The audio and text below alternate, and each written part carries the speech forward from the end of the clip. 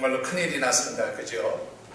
그리고 또 특별히 조심들 하셔야 되겠습니다. 저는 최근에 이 코로나19 바이러스 사태로 인해서 아주 심각한 일이 또 하나 발생했다고 합니다. 최근에 한 아주머니가 코로나19 바이러스가 너무 무서워서 밖으로 다니지도 않고 그야말로 집에만 콕 틀어박혀 있는 방콕 생활을 하시면서 일주일을 보내셨는데 확진자로 그렇게 판명이 났답니다. 그 아주머니의 이동 경로, 동선을 이렇게 조사해 보았더니 식탁에서 소파, 또 소파에서 식탁, 식탁에서 냉장고, 냉장고에서 다시 소파, 그리고 소파에서 침대, 침대에서 냉장고 이렇게 계속 다녔는데 그만 확진자로 판명이 된 겁니다.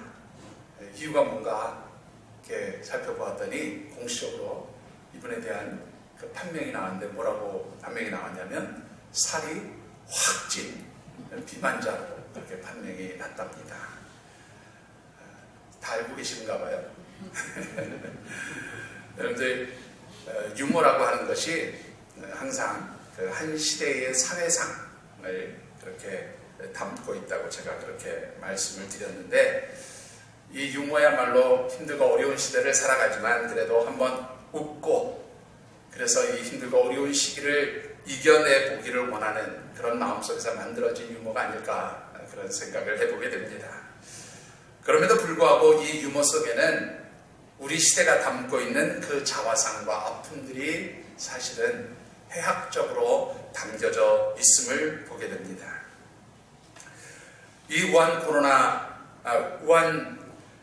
폐렴과 또 그 코로나19 바이러스 이런 그 질병과 바이러스가 얼마나 우리 사회를 또 우리의 사람들을 두렵게 하고 힘들게 하는지 그것을 해학적으로 나타낸 일이 아닐까 그런 생각도 해보게 됩니다. 특별히 서로 만나지는 못하고 전화들을 많이 주고받게 되어지지요. 요즘처럼 전화 통화가 많이 이루어지는 데도 없는 것 같습니다. 그런데 이 전화를 하면서 다들 염려합니다. 걱정합니다. 또 서로 건강하기를 그렇게 걱정하면서 서로 기도합니다.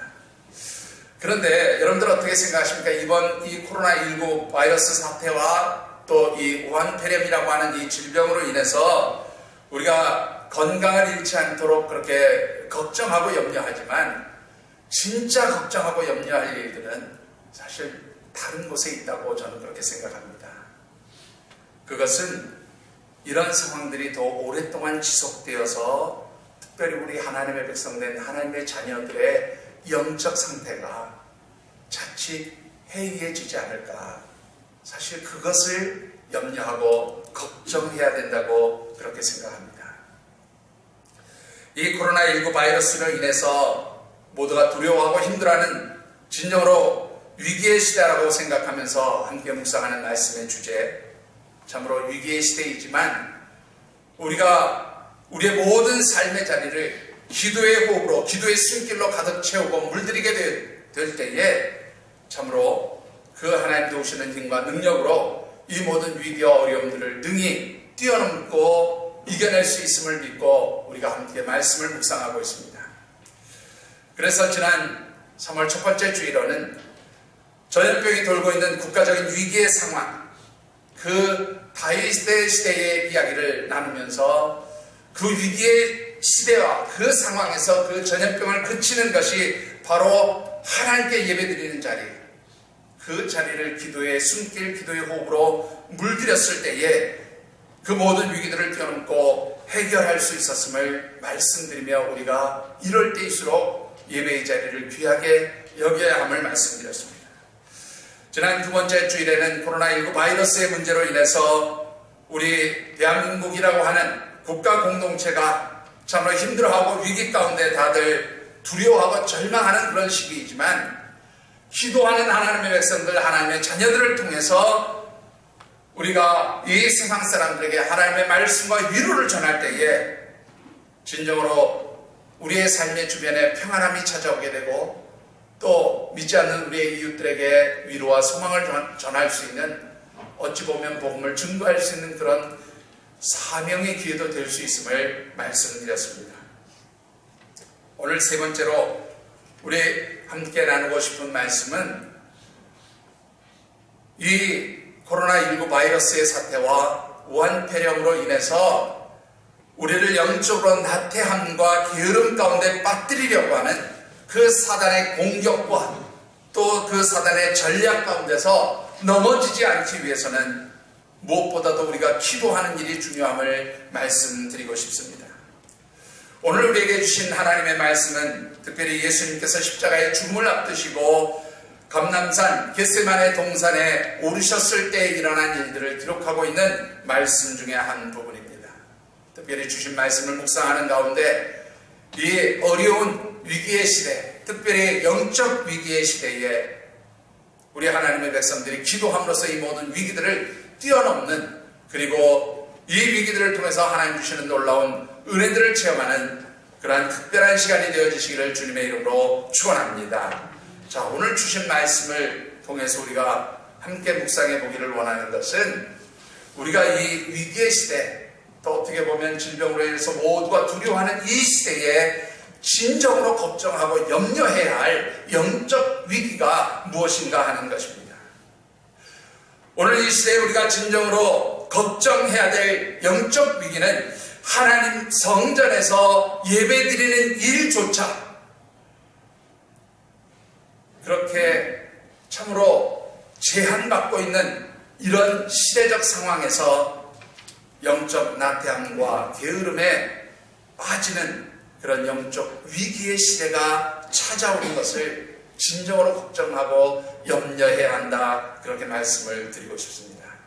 오늘 우리에게 주신 하나님 말씀 가운데 먼저 39절과 우리 41절 말씀을 함께 받들어 읽어봅니다. 39절입니다.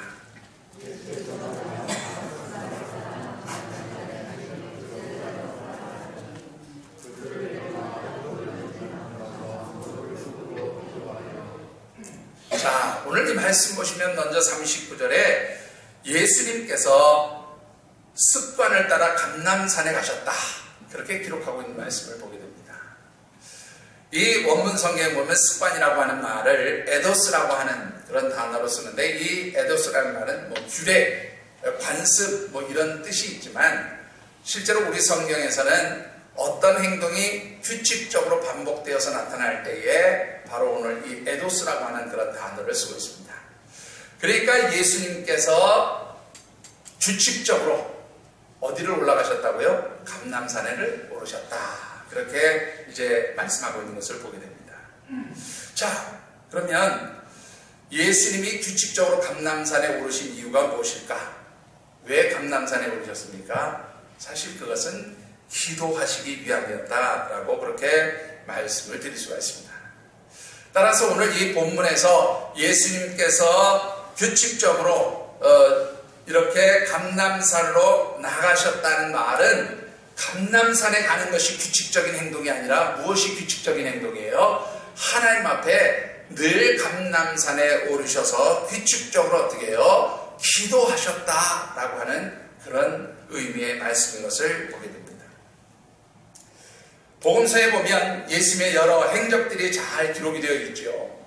그런데 이 복음서에 기록되어진 예수님의 행적, 그 공생의 발자취를 살펴보게 되면 예수님께서 이제 공생의 사역을 시작하시면서 각종 병든 자들, 귀신 들린 자들 고치고 치유하시고, 또한 하나님 나라의 말씀, 천국 복음을 전파하시는 그런 사역 가운데 늘 피곤하고 힘들어 하셨어요.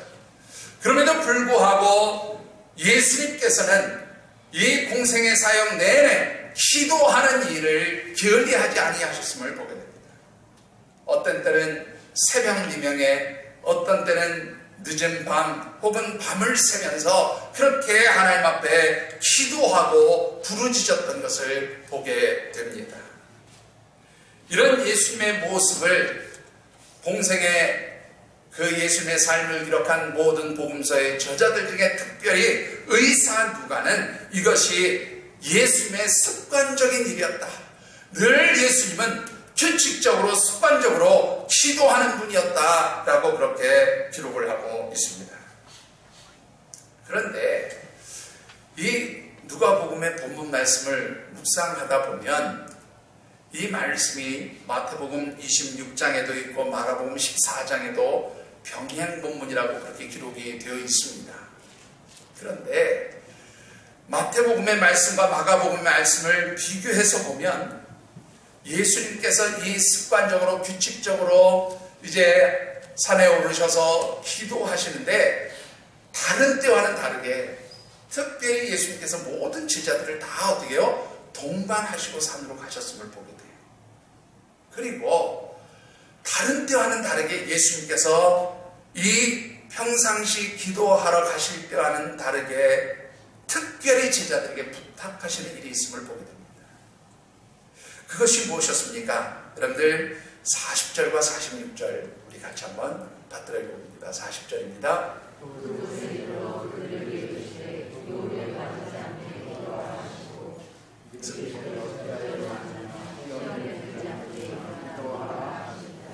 예수님께서 평상시와는 다르게 제자들을 다 데리고 올라가셔서 말씀을 하시는데 뭐 하라고? 기도하라, 기도하라 그렇게 당부하시는 거예요. 근데 기도하라고 그렇게 하신 말씀 가운데 오늘 보니까 무엇에 빠지지 않게, 무엇에 들지 않게, 유혹에 빠지지 않고 시험에 들지 않도록 기도하라 그렇게 말씀합니다. 여러분들 유혹은 뭐고 시험은 뭘까요? 오늘 본문에 나오는 이 유혹과 시험이라고 하는 단어는 페이라스몬이라고 하는 단어를 쓰는데 원문에 보면 똑같은 단어예요. 근데 우리말 성경에 같은 문단 안에 있는 단어를 똑같은 단어로 번역하기가 불편해서 그랬는지 모르지만 유혹과 시험이라고 하는 그런 단어로 번역을 해놓았습니다. 실상은 같은 말이에요. 자, 그렇다고 한다면 예수님께서 제자들에게 하신 이 유혹에 빠지지 않게 하라 혹은 시험에 들지 않게 하라고 하는 이 말씀, 그러기 위해서 기도하라고 하는 이 말씀은 특별히 한마디로 정리를 해보면 사단의 공격으로 인해서 하나님과 영적으로 관계가 단절되는 그러한 위기 가운데 빠지지 않도록, 그런 영적 위기 가운데 다 들어가지 아니하도록 기도하라 그렇게 말씀하고 있는 것을 보게 되어집니다. 자, 그렇다고 하면 이 유혹 혹은 시험이라고 하는 것이 정말로 우리를 하나님과 사이에서 관계를 단절시키는 일이 되어지는가라고 하는 것이죠. 이 유혹과 시험에 대한 것을 우리가 좀 더 깊이 좀 묵상해 보아야 이 말씀의 의미를 좀 더 깊이 생각해 볼 수 있는데요. 그래서 성경에서 일반적으로 이 말하고 있는 시험과 유혹의 차이점을 잠시 설명을 드리고 싶습니다. 성경에서 이 유혹이나 시험을 나타낼 때 보통 그냥 구분하지 않고 가장 많이 사용하는 단어가 보통 시험이라고 하는 단어예요. 시험이라고 하는 단어로 그렇게 흔히 번역을 하고 사용을 하고 있는데, 보통 우리 하나님의 백성, 하나님의 자녀들에게 주어지는 시험은 두 가지가 있습니다. 하나는 하나님께서 택하신 하나님의 백성, 하나님의 자녀들이 믿음의 분량이 얼마쯤 되는지, 영적으로 이 사람이 어느 정도 수준에 올라 있는지, 혹은 영적으로 하나님 앞에 나와서 정말로 믿음을 지키고 신앙을 지키려고 하는 그 분량이 얼마쯤 되어지는지를 테스트해 보기 위해서 주시는 그런 테스트로서의 시험이 있습니다. 말 그대로 우리 학생들이 공부하고 나면 시험 보면서 얼만큼 실력이 올랐나 혹은 뭐 실력이 더 떨어졌나 이거 테스트해 보듯이 하나님께서 이 여러 가지 고난이나 어려움을 주시면서 이것으로 우리의 믿음을 측정해 보시는 거예요. 테스트해 보시는 거예요. 그런 시험이 있어요. 자, 그런가 하면 사단이 하나님의 백성, 하나님의 자녀된 성도들을 공격하고 넘어뜨려서 하나님의 백성답게, 하나님의 자녀답게 살지 못하도록 만드는 그러한 시험이 있습니다. 보통 이런 시험은 성경에서 특히 영어로 번역을 하면 좀 분명해지는데, 영어에서 뭐라고 번역을 하고 있는가 하면 시험, 테스트라고 하는 단어보다는 템스테이션, 사단의 유혹이라 그렇게 보통 번역을 하고 있습니다. 그러니까 이 시험의 종류는 하나님이 우리를 테스트해 보기 위해서 하시는 시험이 있고, 하나는 사단이 우리를 넘어뜨리고 하나님 자녀답게 살지 못하도록 공격하는 유혹으로서, 템스테이션으로서의 시험이 있어요. 오늘 본문에서 예수님이 말씀하시는 것은 하나님이 너희들 테스트해 보실 거야, 이런 의미에서 말씀하신 것이 아니라, 사단이 너희들을 하나님의 백성, 하나님의 자녀, 내가 택한 나의 제자들답게 살지 못하도록 너희들을 공격하고 너희들을 시험 가운데 빠뜨릴 것이니, 너희들이 그 시험에 빠지지 않도록 어떻게 하라고요? 깨어서 기도하라, 그렇게 말씀한 것입니다. 자, 그러면 이 사단이 하나님의 자녀, 택하신 하나님의 백성들을 어떤 방법으로 공격하는가? 그 사단의 시험은 어떤 전략을 가지고 우리에게 다가오게 되어지는가라고 하는 것입니다. 여러분들, 사단이 우리를 시험하는 그런 사단의 공격 방법에는 크게 두 가지 종류가 있어요.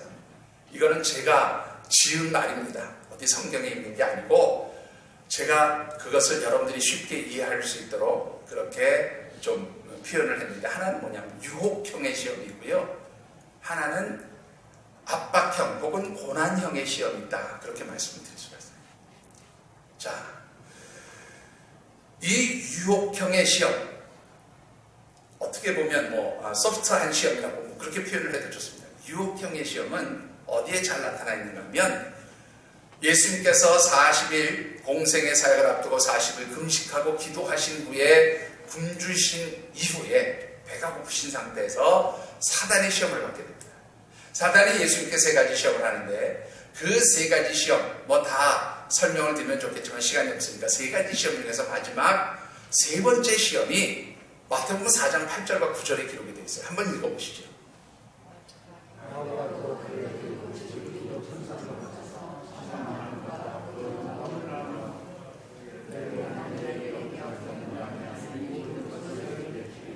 자, 여러분들 이 말씀 잘 보시면, 사단이 높은 산에 올라가서 천하만국의 영광을 보여주면서 어떻게 해요? 야, 너 나한테 한번 절만 해봐. 그러면 내 이 모든 세상의 부귀, 영화, 천하만국의 영광을 다 누구에게 주겠다고? 너한테 줄게. 어때? 하나님 섬기는 것보다 나한테 절 한 번만 하면 내가 이 모든 부귀와 영화를 누리게 해줄 거야. 어때? 한번 해볼만 하지 않아? 라고 그렇게 지금 예수님을 유혹하고 있죠. 그야말로 유혹하는 겁니다. 유혹을 통해서 이 땅에 하나님을 위해서, 하나님 나라를 위해서, 주의 복음을 위해서, 온 인류를 구원하기 위해서 오신 예수 그리스도를 어떻게 해요? 넘어뜨리려고 하는 것이죠. 전형적인 유혹형의 시험입니다. 이거 하면 너 세상에서 편해질 수 있어. 잘 살 수 있어. 그저 이 일을 위해서 그 대신 약간 하나님 말씀대로 살지 않으면 돼. 그거 잠깐 눈 감고 세상에서 살 때는 그냥 세상 사람들처럼 구별 없이 살면 너 돈 많이 벌 수 있어. 이 세상에서 떵떵거리며 살 수 있어. 이 세상에서 부귀영화 누리며 살 수 있어. 바로 이렇게 우리를 유혹하는 거야. 이게 바로 사단의 시험입니다. 여러분들, 이런 사단의 시험, 유혹형의 시험은요, 한마디로 뭐냐면 편하게 만들어주겠다. 편하게 만들어주겠다. 그게 특징이에요. 너 이대로 살면 편해질 수 있어. 잘 살 수 있어. 그게 바로 유혹형 시험의 특징이에요. 두 번째로 사단이 공격하는 시험의 방법, 그것은 앞서도 말씀드렸지만 협박형입니다. 협박형. 너 만약에 믿음 지키고 산다고, 신앙적으로 살겠다고, 하나님 말씀대로 살겠다고, 그러면 너 죽어. 너 고난당할 거야. 힘들어질 거야. 고통당할 거야. 바로 그렇게 하나님의 사람들을 위협하는 겁니다. 이런 위협들의 특성은요, 어떤 특성을 가지고 있습니다. 사람들을 두렵게 해요. 사람들을 걱정하게 만듭니다. 여러분들, 그 대표적인 예가 욥기서 2장 4절 5절에 아주 잘 기록이 되어 있습니다. 같이 한번 읽어보시죠.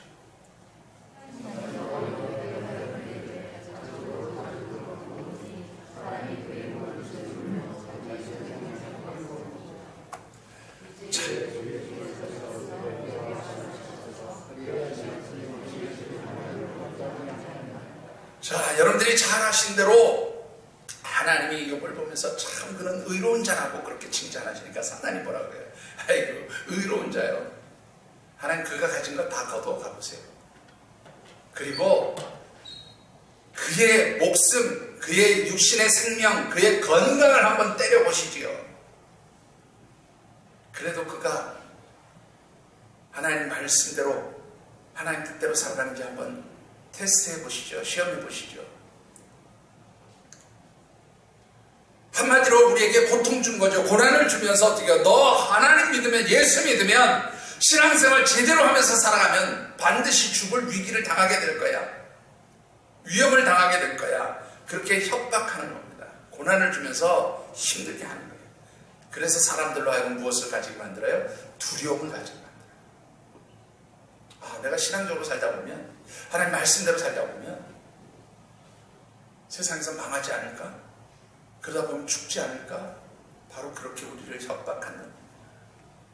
이런 협박형 공격의 특징은 뭔지 아십니까? 두렵게 만드는 겁니다. 절망하게 만드는 겁니다. 낙심하게 만드는 겁니다. 여러분들 오늘 본문에서 예수님께서 너희들이 시험에 들지 않도록 기도하라고 그렇게 말씀하신 것은 이제 예수님께서 이 십자가의 죽음을 앞두고 있는 바로 이 순간이 바로 예수님과 제자들에게 바로 무슨 시기에 영적 위기의 시기라는 거예요. 사단의 아주 강력한 공격이 있을 것을 예수님 말씀하고 있는 것입니다. 그래서 이 사단의 공격, 이 사단의 시험에서 너희들이 넘어지지 않도록 기도하라고 그렇게 당부하신 것이지요. 그렇다고 하면 오늘 본문에서 말하는 이 사단의 공격은 어떤 유형의 공격일까? 유혹형일까? 협박형일까? 뭘까요? 이 사단의 공격은 협박형의 공격이에요. 너 끝까지 하나님 나라를 위해서 왔다고 그러면 너 십자가에서 죽을 거야. 네 제자들 다 죽을 거야. 그래도 좋아? 십자가 포기하지, 도망가지. 지금 사단은 그것으로 예수님을 공격하고 있는 겁니다. 시험하고 있는 겁니다.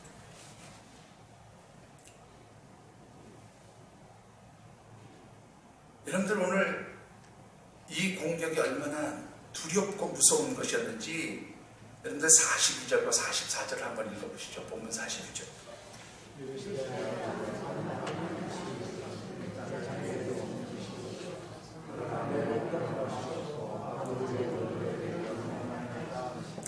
여러분들 보시면 예수님이 하나님, 죄송합니다. 44절 안 읽으셨군요.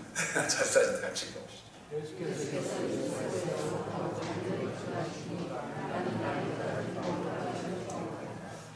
여러분들 이 사단의 공격이 얼마나 두려운 것이었는지 예수님이 뭐라고 해요? 하나님 할 수만 있다면 이 잔을 나에게서 어떻게 해요? 피하게 해주세요. 그러면서 기도하는데 그 예수님의 두려움이, 그 정말로 절실함이 담겨진 바로 그 말씀이 44절이에요. 땀을 흘리면서 기도하시는데 그 땀이 마치 무엇처럼? 핏방울처럼 떨어집니다. 진짜 핏방울이었느냐? 아니면 그 핏방울이 붉게 보였느냐?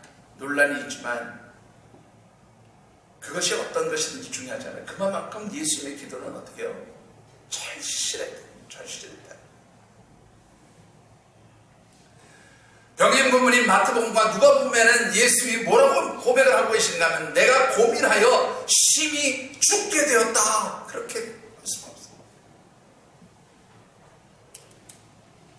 여러분들 예수님조차도 하나님의 아들이신 독생자 예수 그리스도조차도 두렵고 떨리게 하는 그런 끔찍한 사단의 그 협박형의 공격이 있을 것을 말씀하셨다는 것이죠. 자, 그런데 여기서 우리가 한 가지 좀 더 깊이 생각해 보아야 할 것이 있어요. 협박형의 공격이든 혹은 유혹형의 공격이든 사단이 이 두 가지 공격 전략을 통해서 이루고자 하는 궁극적인 목표는 뭐냐면 하나님의 백성답게 살지 못하도록 만든 게 사단의 궁극적인 목표예요. 협박을 가하든 혹은 유혹을 하든 결국에는 그 시험에 넘어가면 뭐답게 살지 못하는 거야? 하나님의 백성답게 살지 못하는 거죠. 하나님과의 관계를 깨뜨리도록 하는 것, 그것이 바로 사단의 전략이라고 하는 것입니다. 여러분들 실제로 이 사건 이후에 베드로가 사단의 공격을 당합니다. 예수님이 이제 십자가의 죽음을 앞두시고 가야바의 법정에 끌려가서 신문을 받으실 때에 그래도 수제자라고 예수님 뒤를 몰래 쫓아갔던 베드로를 보고 가야바들에서 한 계집종이 얘기하죠. 어이구, 당신도 저 양반하고 같은 물이 아니요? 그렇게 얘기했을 때 베드로 한 방에 넘어갑니다. 한 방에. 뭐라고요? 아이고, 뭔 소리요? 나 저 사람 몰라?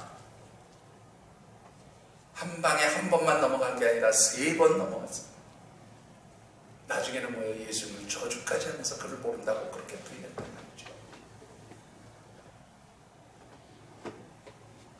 여러분들, 왜 제가 자꾸 이 시대를 영적 위기의 시대라고 그렇게 이야기하는 줄 아십니까?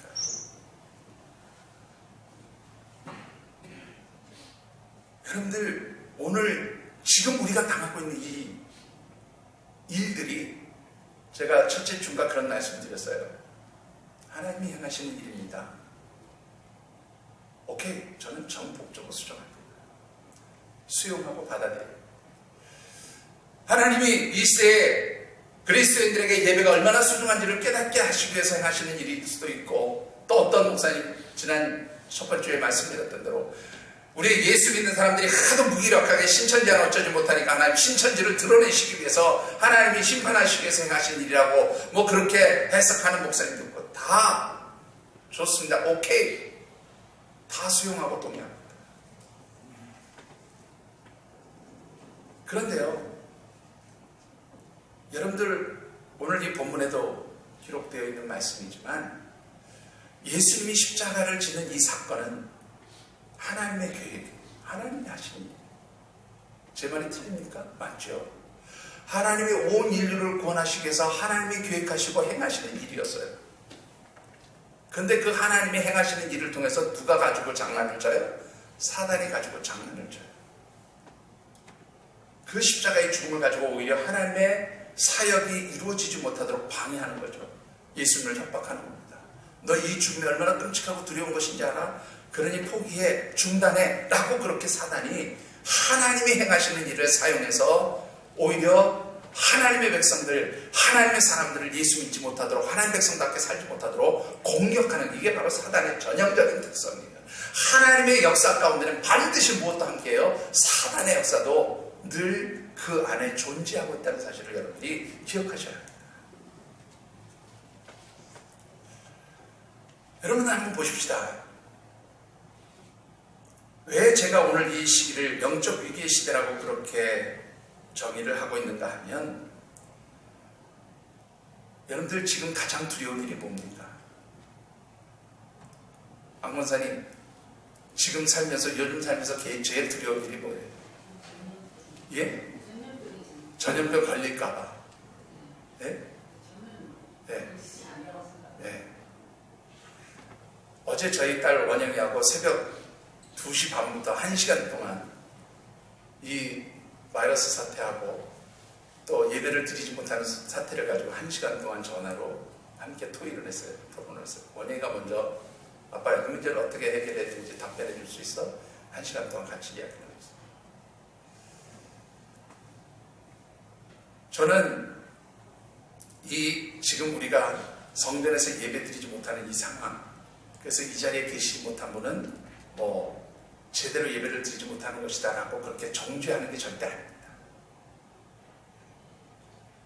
그런데 어디에서 예배 드리든지 정말로 하나님 기뻐하시는 예배를 드리면 그것은 정말로 하나님 기뻐 받으시고 흥양하신다는 것이죠. 그런데 여러분 한번, 오늘이 2주째입니까? 3주째입니까? 집에서 예배 드리시는 분들, 몇몇 분들하고 이제 이렇게 제가 안부 전화를 계속 지금 드리고 있는데, 보시는 분들은 그냥 전화 안 드리고 계속 못 보는 분들한테만 안부 전화를 드리고 있는데, 똑같이 하시는 말씀이, 목사님, 예배 드리는 게 예배 드리는 것 같지가 않습니다. 여러분들 어떻게 생각하십니까? 동의하십니까? 네. 집에서 예배 드리는 게 예배 드리는 것 같지 않다. 여러분들 왜 하나님께서 성전을 만들어 놓으셨을까요? 이 자리가 바로 예배의 자리입니다. 제가 철저히 말씀드렸던 대로 구원받은 하나님의 백성들이 나올 수 있도록 하나님이 성전을 주시고, 이 성전에서 하나님과 만남으로 인해서 우리의 모든 하나님과 단절되었던 그 죄의 담들이 허물어지게 되는 거예요. 그게 바로 예배의 자리예요. 그래서 하나님의 징계와 심판을 면하게 되어지는 자리가 바로 이 예배의 자리예요. 그런데 이 예배의 자리를 지금 누가 제안을 시켰어요? 저는 하나님이 예배 드리지 말라고 그렇게 말씀하셨다고 생각하지 않아요. 하나님은 이 질병을 통해서 우리에게 뭔가 깨닫게 하시지만 이것을 누가 이용하고 있어요? 사단이 이용하고 있다. 저는 그렇게 해석하고 싶습니다.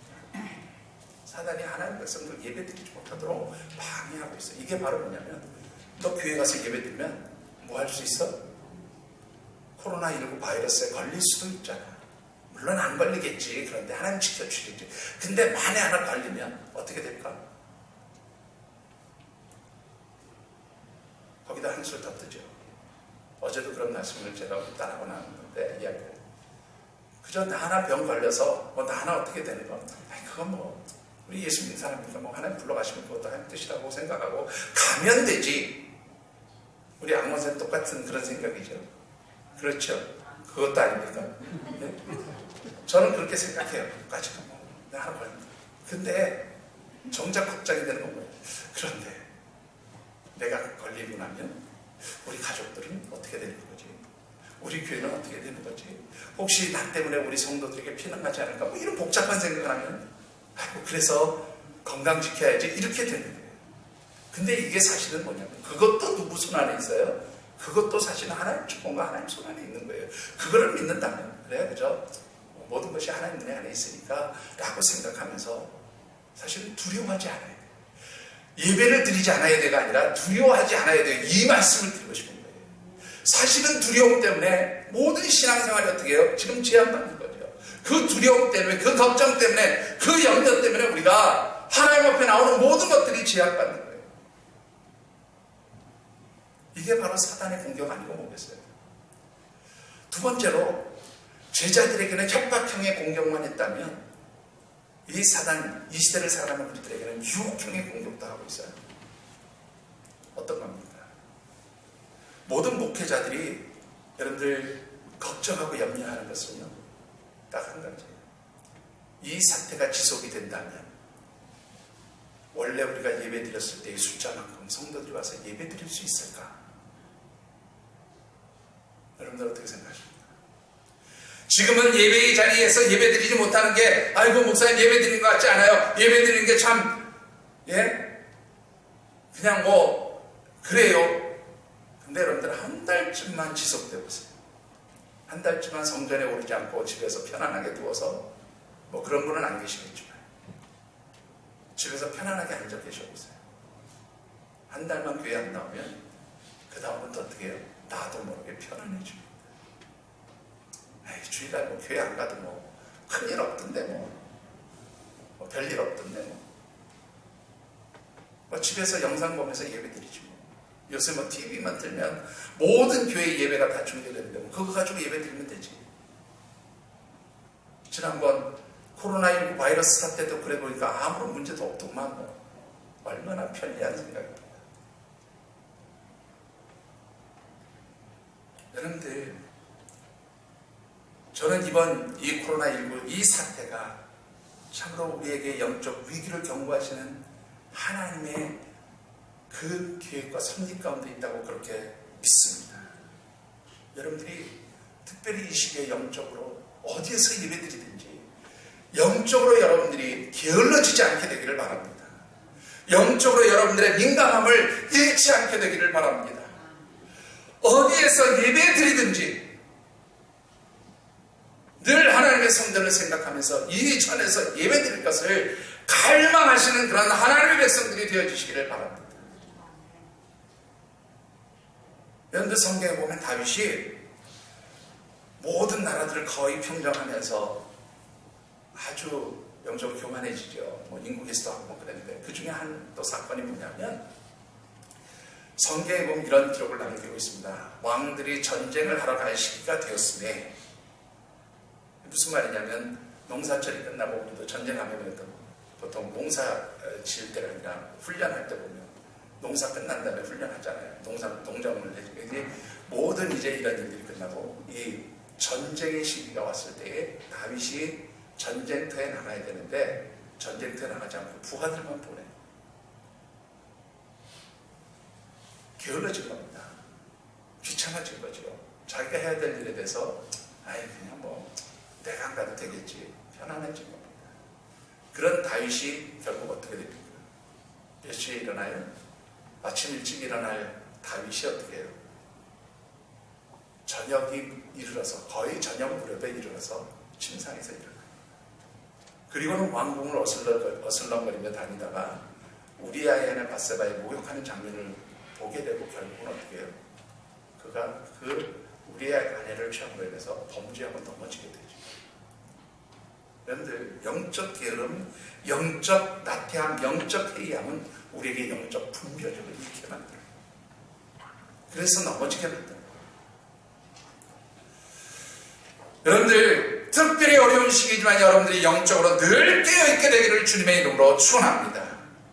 어디에 있든지 어떤 자리에 있든지 하나님의 백성, 하나님의 자녀로서 특별히 이런 영적 위기의 시대일수록 여러분들이 깨어있게 되기를 주님의 이름으로 축원합니다. 우리가 이렇게 다가오는, 그것이 협박형이든 유혹형이든 이렇게 다가오는 이 사단의 영적 공격에서 넘어지지 않고 승리하기 위해서 필요한 것이 무엇입니까? 여러분들 이미 반복해서 말씀드리지만 기도하는 일이지요. 41절과 43절의 말씀을 같이 한번 받들어 읽어보겠습니다.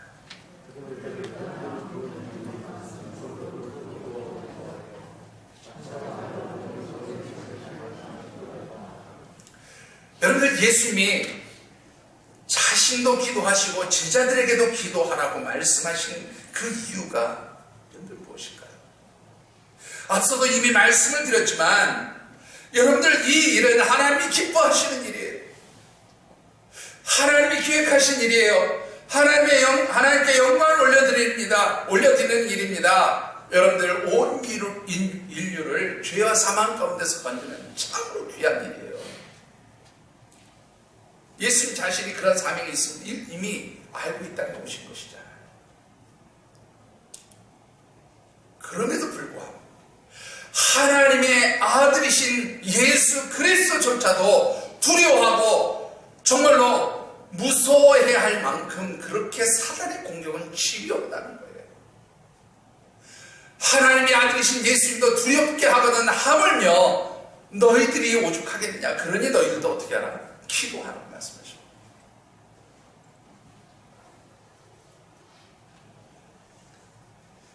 여러분들,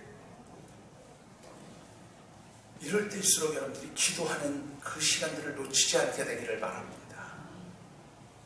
좀 부끄러운 고백이지만 새벽 예배 하다가 안 하니까요, 완전히 영적 믿음이 흐트러져가지고요. 그래서 제가 헤매고 있습니다. 제가 어떻게 하든지 이 기도하는 시간은, 제가 지키던 시간은 지키려고 몸부림을 칩니다. 보통 새벽 예배 할 때는 새벽 예배 앞두고 개인적으로 일찍 일어나서 기도하고 묵상하고 말씀 보고 또 준비하고, 갑자기 믿음이 흐트러졌어요. 감히 제가 이렇게 말씀드린 것은 여러분들이 저보다 더 믿음 좋고 신앙적인 분들도 많으니까 걱정하지는 않지만 영적 믿음을 잃지 않게 되기를 바랍니다.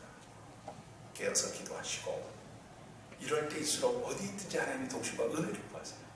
왜 기도하는 일이 중요하냐면, 여기 43절에 보니까 천사가 하늘로부터 예수께 나타난 힘을 더하더라.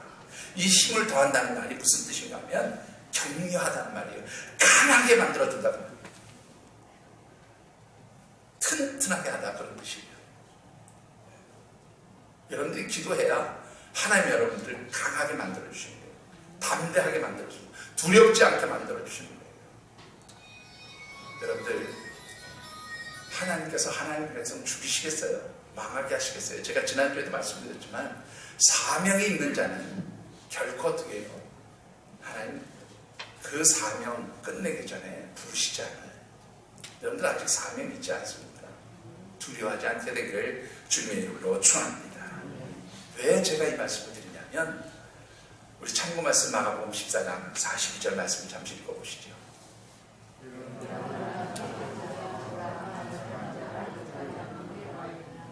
예수님이 기도하시면서 너희들 이 시험에 들지 않게 깨어있어라. 그리고 이제 기도가 끝나신 뒤에 드디어 예수님 잡으러 온 거예요. 그랬더니 예수님이 제자들에게 일어나라, 함께 가자. 뭐하러 가자는 거예요?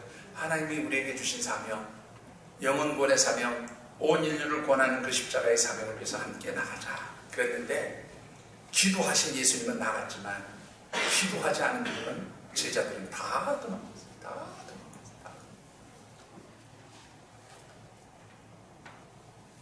요즘 같은 시대에 여러분들 기도해야 주님 따라갈 수 있습니다. 요즘 같은 시대에 주님 바로 믿고 따라가면서 하나님 백성 되기 위해서는 기도하셔야 합니다. 말씀을 맺습니다. 어제 원영이하고 통화를 하면서 나눴던 내용의 핵심은 뭐냐면 이 코로나19 바이러스의 사태를 당하면서 또 우한폐렴의 사태를 당하면서 우리 의료적인 그런 측면에서 방역적인 측면에서 집에서 예배를 드리는 것이 옳으냐에 대한 문제를 가지고 원영이가 대화를 좀 나누기로 했어요. 아마 원영이가 다니는 교회 목사님이 그 어떤 그 신학대 교수님 그런 것 같아요. 이제 그 한국 교회가 이제 예배드림으로 인해서 이제 문제를 일으킨 어떤 그런 교회들을 예를 들면서 이제는 좀 시대가 바뀌었으니까 그 국가 당국에 협력해서 이렇게 좀 집에서 예배드리는 일에 대해서 협력해야 한다. 이제 그런 논지의 그 어떤 아티클을 쭉 썼더라고요. 저한테 그거를 보내줘서 읽고 이제 같이 토론을 시작한 거예요.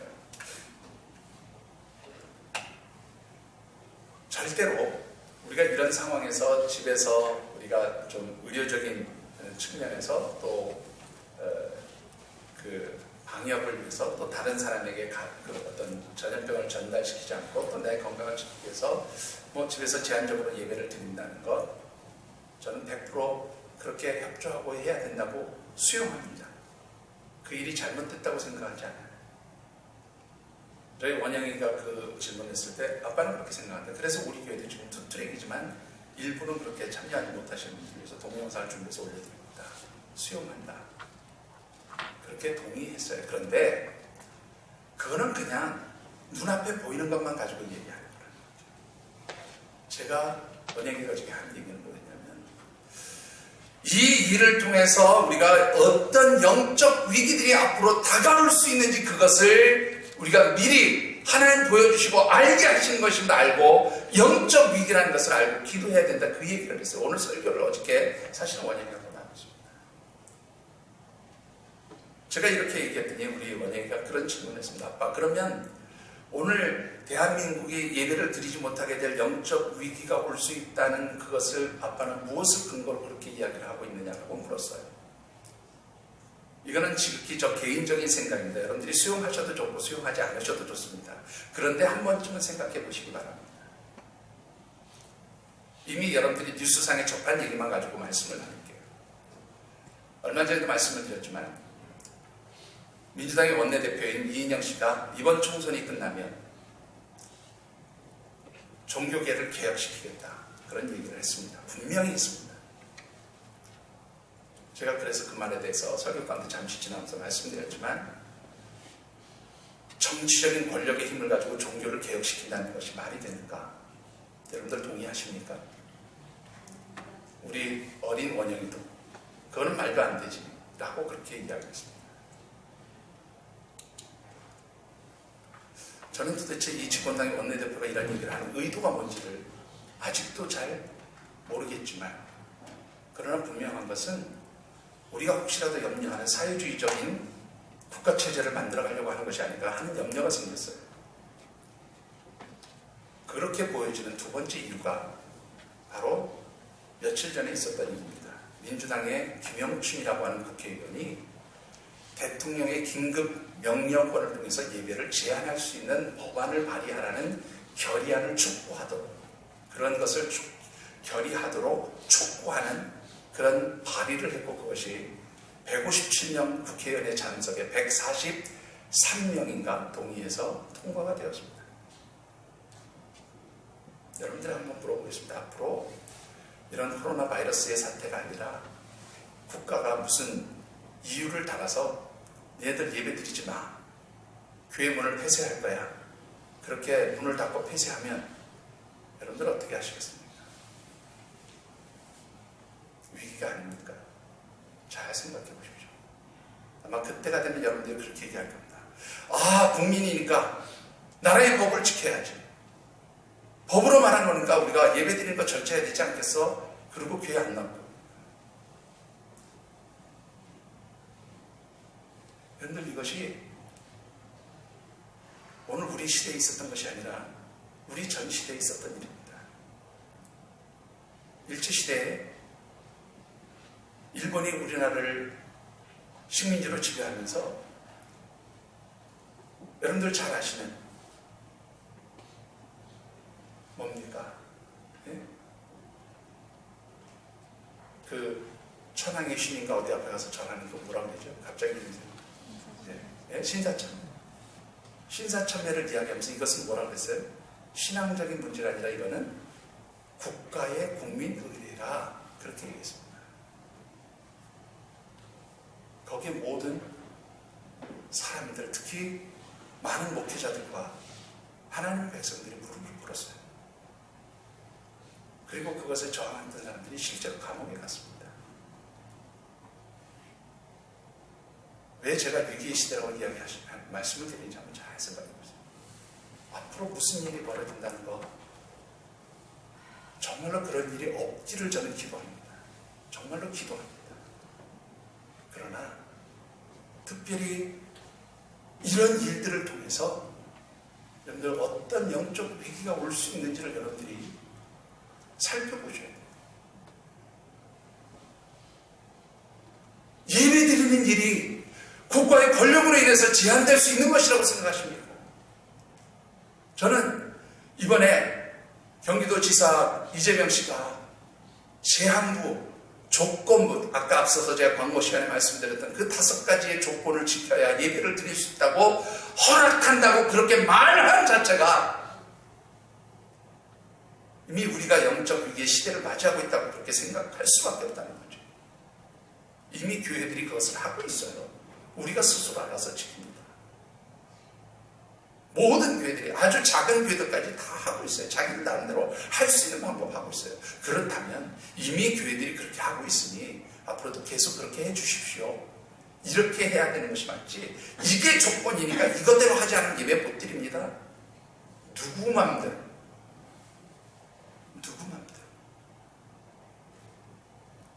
여러분들, 우리나라는요, 바로 믿음 지키기 위해서, 신앙 지키기 위해서, 예배의 자리를 지키기 위해서 수많은 순교자들이 남았던 순교자의 피가 있는 나라.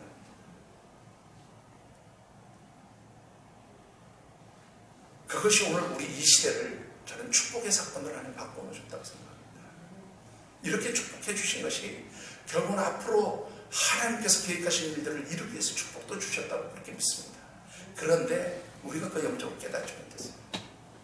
하나님 주신 축복 가볍게 생각했어요. 그래서 이런 위기들이 옵니다. 여러분들,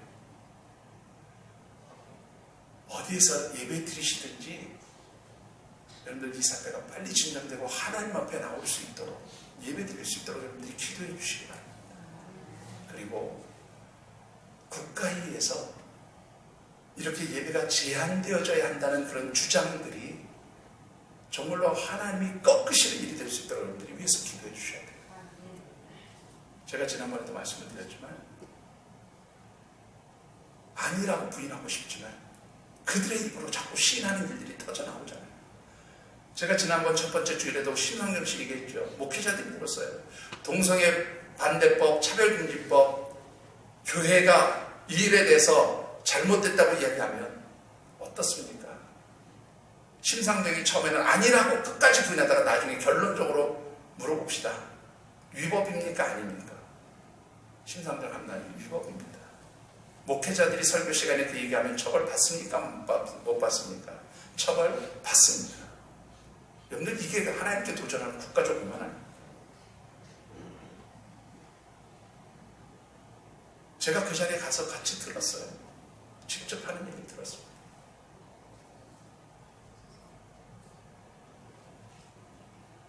여러분들 정말로 위기의 시대입니다. 그래서 기도하셔야 합니다. 기도하겠습니다.